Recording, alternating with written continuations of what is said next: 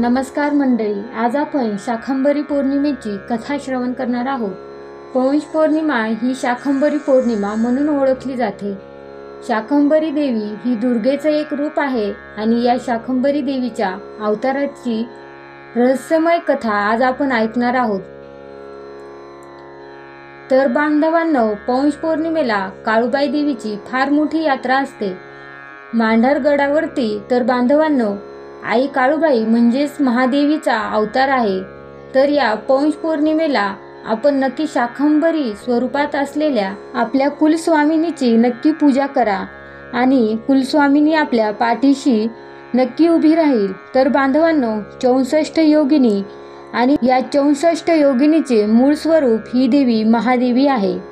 हजारो वर्षापूर्वी या पृथ्वीवर संपूर्ण जीवन अंधकारमय झालेले होते। राक्षसी वृत्ती वाढली होती। साधू संत मुनी यांना राक्षस मारत होते। एवढंच नाही तर बांधवांनो, देवी देवतांना सुद्धा हरवलं होतं राक्षसांनी।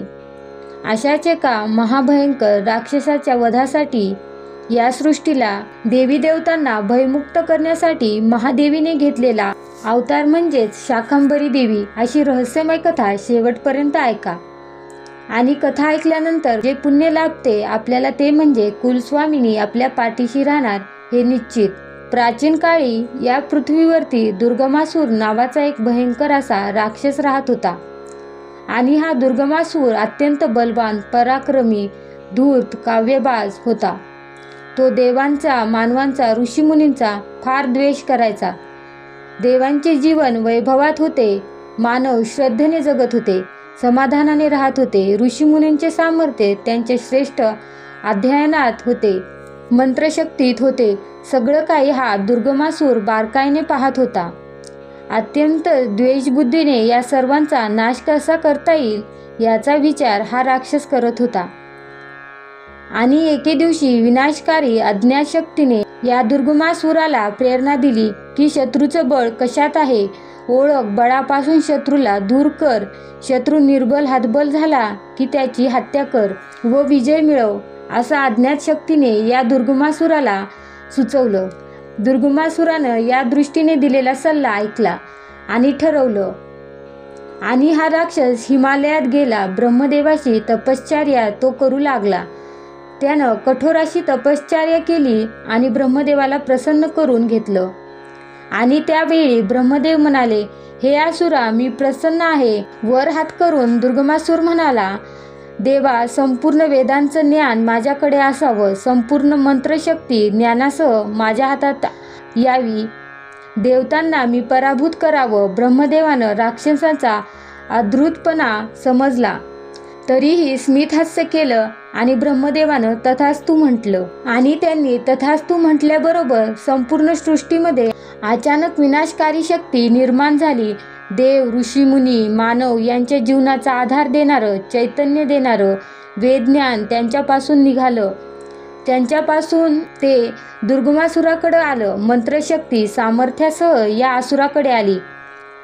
संपूर्ण मंत्र सृष्टीमधलं चैतन्य संपलं, संपूर्ण शक्ती संपली आणि देव, ऋषी, मुनी, मानव तेजहीन झाले, शक्तिहीन झाले, हतबल झाले आणि या वरदानामुळे शक्ती संपन्न झालेला हा दुर्गमासुराचा सर्वत्र हाहाकार माजू लागला। साधू, ऋषी, मुनींना तो मारू लागला। त्याने पथवाच काढला की देवांची पूजा करायची नाही तर माझी पूजा करायची आणि अक्षरशः त्याने सर्वांचा पराभव केला। संपूर्ण सृष्टीवरती अन्याय, अत्याचार त्या ठिकाणी वाढला आणि सगळीकडेच अत्याचाराला सुरुवात झाली। संपूर्ण सृष्टीचे हे जीवन अंधकारमय होऊन गेलं आणि हा दुर्गमासूर उन्मत्त झाला आणि त्या राक्षसाने मानवाचे हत्याकांड चालू केले, पर्वत चालू केलं हत्याकांडाचा आणि त्यामुळे अखेर सर्व देव, ऋषीमुनी स्वतःला वाचवीत अरण्यामध्ये गेले आणि एका खोल गुहेमध्ये लपून बसले। उंच उंच पर्वतामध्ये दडलेल्या गुहेमध्ये त्या असुराचं लक्ष त्या ठिकाणी गेलं नाही।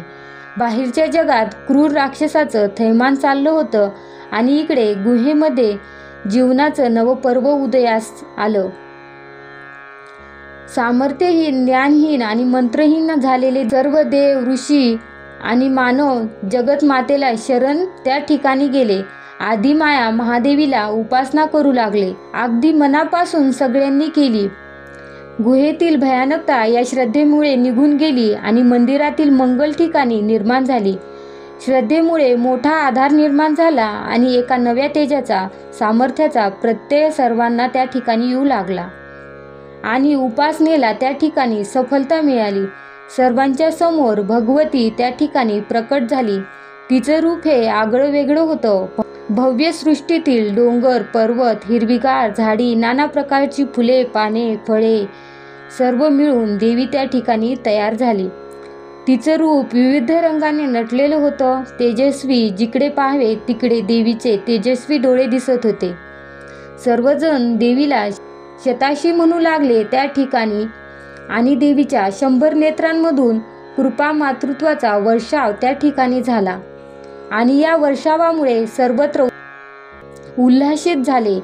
त्या ठिकाणी सर्वांना नवीन जीवन मिळालं आणि बांधवांनो, देवीने अनेक प्रकारच्या त्या ठिकाणी भाज्या, फळ तयार केली आणि रुचकर असे पदार्थ तयार केले आणि आईच्या ममतेने सर्वांना पोटभर त्या ठिकाणी ते जेवण खायला दिलं आणि सर्वांना तृप्त केलं.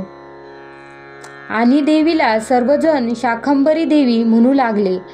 आणि यानंतर देवी गुहेच्या बाहेर आली आणि तिने गुहेच्या तोंडाला तळपता असा मोठा चक्र ठेवलं. देवांच्या संरक्षणासाठी, ऋषींच्या संरक्षणासाठी. आणि देवीने आपली शस्त्र अस्त्र बाहेर काढली आणि या दुर्गमासुराला युद्धासाठी आव्हान दिलं. देवीनं गर्जना केली. त्या ठिकाणी हा दुर्गमासूर सुद्धा महाभयंकर होता. आपलं सैन्य घेऊन त्या ठिकाणी तो आला. महाभयंकर असं युद्ध चालू, परंतु महादेवीच्या पुढे या राक्षसाचा टिकाव लागला नाही. अखंड विश्वाला निर्माण करणारी माता आणि त्या ठिकाणी महादेवीने संपूर्ण राक्षसांचा आणि या दुर्गमासुराचा त्या ठिकाणी वध केला आणि संपूर्ण या विश्वाला भयमुक्त केलं. सर्व ज्ञान, मंत्रशक्ती देवाकडे परत माघारी आली आणि देवी म्हणाली की हे श्रेष्ठ ज्ञान आहे, हीच माझी वाणी आहे, हीच माझी मंत्रशक्ती आहे, हेच माझं स्वरूप आहे. ज्ञानाची उपासना करा, मंत्रशक्तीची आराधना करा, हीच माझी उपासना. आणि एवढं बोलून देवी त्या ठिकाणी अंतर्ध्यान पावली. माऊली देवी होती. तिने सर्वांचं रक्षण केलं, पालन केलं, पोषण केलं. म्हणून बांधवांनो, पौष पौर्णिमेला देवीची उपासना नक्की करा. शाकंभरी स्वरूपात. बांधवांनो, हजारो वर्षापूर्वी ज्या ज्या वेळेला अन्याय अत्याचार वाढला त्या त्या वेळेला महादेवीनं अशी अनेक रूपं घेतली आणि 64 योगिनी म्हणजेच बांधवांनो महादेवीचे रूपे आहेत.